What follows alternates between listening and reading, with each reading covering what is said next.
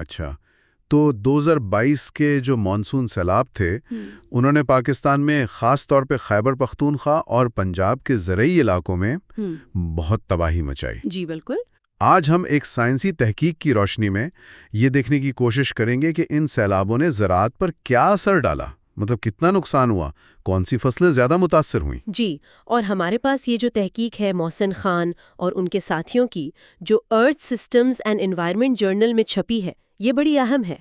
اہم کیوں ہے یہ؟ اس لیے کہ یہ ہمیں دکھاتی ہے کہ سیٹلائٹ ٹیکنالوجی، مطلب آسمان سے لی گئی تصویریں اور ڈیٹا ہمیں کیسے مدد کر سکتا ہے۔ اچھا، جی، اس میں سینٹینل-1 اور سینٹینل-2 جیسے سیٹلائٹس کا ڈیٹا استعمال ہوا ہے۔ گوگل ارتھ انجن جیسا پلیٹ فارم استعمال کیا گیا۔ مقصد یہ تھا کہ سیلاب کتنا پھیلا اور فصلوں کو کتنا نقصان پہنچا، اس کا ایک درست اندازہ لگایا جائے۔ یہ تو واقعی بہت دلچسپ بات ہے۔ یہ سیٹلائٹ سے اتنا کچھ پتہ چل جاتا ہے۔ تو یہ سیلاب سنا ہے کہ 30 سال کا ریکارڈ ٹوٹ گیا بارش کا۔ جی ہاں، شدت تو غیر معمولی تھی۔ تو تحقیق نے یہ شدت اور نقصان کا اندازہ لگانے کے لیے یہ ٹیکنالوجی استعمال کیسے کی؟ دیکھیں، انہوں نے بنیادی طور پر سیلاب سے پہلے اور بعد کی سیٹلائٹ تصویروں کا موازنہ کیا۔ اچھا۔ ایک تو وہ ریڈار والی تصویریں تھیں، SAR جسے کہتے ہیں، وہ بادلوں کے نیچے بھی پانی کا پھیلاؤ دکھا دیتی ہیں۔ اچھا، یہ تو کمال ہے۔ جی، اور دوسری عام رنگین تصویریں، آپٹیکل ڈیٹا۔ اس سے پتہ چلا کہ فصلیں کہاں کہاں تھیں۔ پھر بارش کا ڈیٹا بھی لیا گیا GPS سیٹلائٹ سے کہ بارش اصل میں کتنی زیادہ ہوئی تھی۔ اور فصلوں کا نقصان وہ کیسے پتا چلا سیٹلائٹ سے؟ کیا وہ یہ بتا سکتا ہے کہ فصل ٹھیک ہے یا خراب ہو گئی؟ ہاں، کافی حد تک۔ اس کے لیے ایک چیز استعمال ہوتی ہے، NDVI، normalized difference vegetation index. اوہ، یہ کیا چیز ہے؟ آسان لفظوں میں یہ سیٹلائٹ کی آنکھ سے پودوں کا ایک طرح کا ہیلتھ چیک اپ ہے۔ یہ دیکھتا ہے کہ پودے کتنے ہرے بھرے ہیں، کتنے صحت مند ہیں۔ کیا ہے یا معمولی ہے؟ واہ، یہ تو زبردست ٹیکنیک ہے۔ اچھا، تو یہ اتنا بڑا سیلاب تھا۔ کیا تحقیق میں یہ اعداد و شمار ہیں کہ کتنا علاقہ، خاص طور پر پنجاب اور KP میں، پانی کے نیچے آ گیا تھا؟ جی بالکل، اور اعداد و شمار کافی پریشان کن ہے۔ پنجاب میں دیکھیں تو تقریباً 2.67 ملین ایکڑ زمین۔ 2.67 ملین ایکڑ؟ جی، یہ صوبے کا جو کل قابل کاشت رقبہ ہے نا، اس کا تقریباً 13.3% بنتا ہے۔ 13% سے زیادہ، بہت بڑا علاقہ ہے۔ جی ہاں، اور خیبر پختونخوا میں یہ رقبہ تھا کوئی 2,87,000 ہیکٹیئر، جو وہاں کے قابل کاشت رقبے کا تقریباً 16.5% بنتا ہے۔ 16.5%؟ KP میں تناسب کے لحاظ سے زیادہ نقصان ہوا پھر تو۔ جی، تناسب کے لحاظ سے KP کا زیادہ حصہ متاثر ہوا۔ یہ تصور کرنا بھی مشکل ہے کہ ان علاقوں میں کسانوں پر کیا بیتی ہوگی۔ کون سے اضلاع میں صورتحال زیادہ خراب تھی؟ پنجاب میں جو سب سے زیادہ متاثرہ اضلاع تھے ان میں راجن پور، ڈیرہ غازی خان، شیخوپورہ اور سیالکوٹ شامل ہیں۔ اور خیبر پختونخوا میں ٹانک، لکی مرت اور ڈیرہ اسماعیل خان میں بہت زیادہ نقصان ہوا۔ یہ تو واقعی دل دہلا دینے والی بات ہے، خاص طور پر جب ہم سوچتے ہیں کہ لاکھوں لوگوں کا روزگار ان فصلوں سے جڑا ہے۔ تو کون سی فصلیں تھیں جنہیں سب سے زیادہ نقصان اٹھانا پڑا؟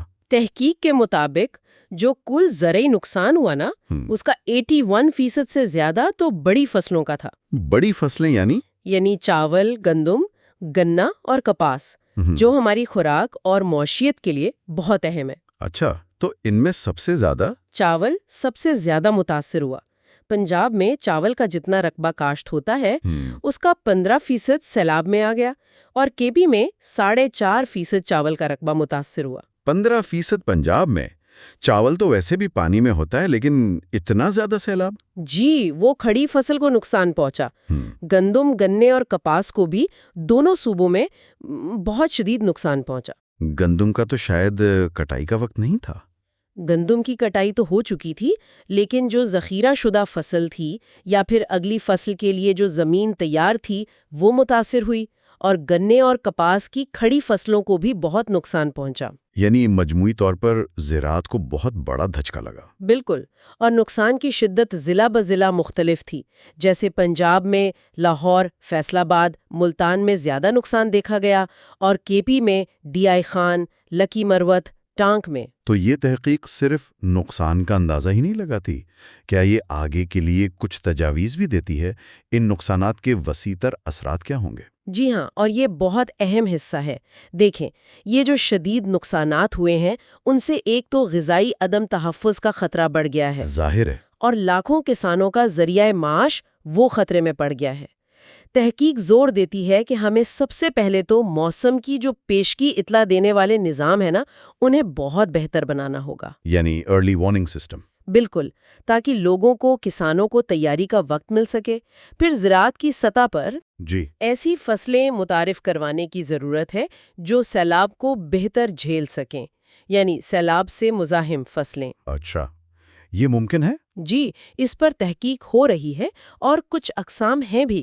اس کے علاوہ پانی کا بہتر انتظام، خاص طور پر جو نکاسی آب کا نظام ہے، ڈرینیج سسٹم، اس کو بہت بہتر بنانے کی ضرورت ہے۔ یہ تو انفراسٹرکچر کا مسئلہ ہوا۔ جی، اور اس کے لیے پالیسیوں کو مضبوط کرنا ہوگا اور انفراسٹرکچر جیسے حفاظتی بند وغیرہ، ان میں سرمایہ کاری کرنی ہوگی۔ تو خلاصہ یہ ہے کہ یہ تحقیق ایک طرح سے ہمیں بتا رہی ہے کہ نقصان کتنا بڑا تھا، اور یہ بھی کہ ٹیکنالوجی کیسے مدد کر سکتی ہے، اور آگے کیا کرنا چاہیے۔ بالکل، آپ کہہ سکتی ہیں کہ یہ تحقیق نہ صرف 2022 کے سیلاب کی سنگینی کو واضح کرتی ہے، بلکہ یہ بھی ثابت کرتی ہے کہ سیٹلائٹ ٹیکنالوجی آفات کے بعد فوری طور پر اور بڑے پیمانے پر صورتحال کا جائزہ لینے میں کتنی کارآمد ہے۔ یہ واقعی اہم بات ہے، کیونکہ زمین پر جا کر ایک ایک ایکڑ کا حساب لگانا تو شاید مہینوں کا کام ہو۔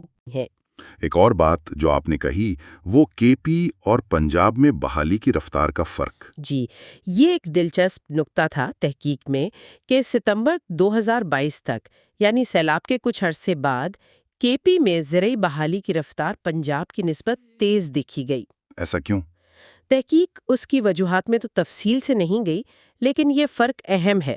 یہ ہمیں بتاتا ہے کہ مستقبل میں جب موسمیاتی تبدیلیوں کی وجہ سے ایسے واقعات شاید زیادہ ہوں، جی، تو ہمیں ہر علاقے کے مقامی حالات کے مطابق الگ الگ حکمت عملی بنانی پڑے گی۔ ہو سکتا ہے جو طریقہ پنجاب میں کارگر ہو وہ کے پی میں نہ ہو، یا اس کے برعکس۔ واقعی یہ بہت غور طلب بات ہے، یعنی ون سائز فٹس آل والا فارمولا نہیں چلے گا۔ بالکل نہیں، ہمیں مقامی سطح پر سوچنا ہوگا، مقامی ضروریات کو سمجھنا ہوگا اور اس کے مطابق حل نکالنے ہوں گے۔ یہ مستقبل کے چیلنجز سے نمٹنے کے لیے بہت ضروری ہے۔ یہ واقعی ایک اہم نقطہ ہے جس پر مزید سوچنے کی ضرورت ہے۔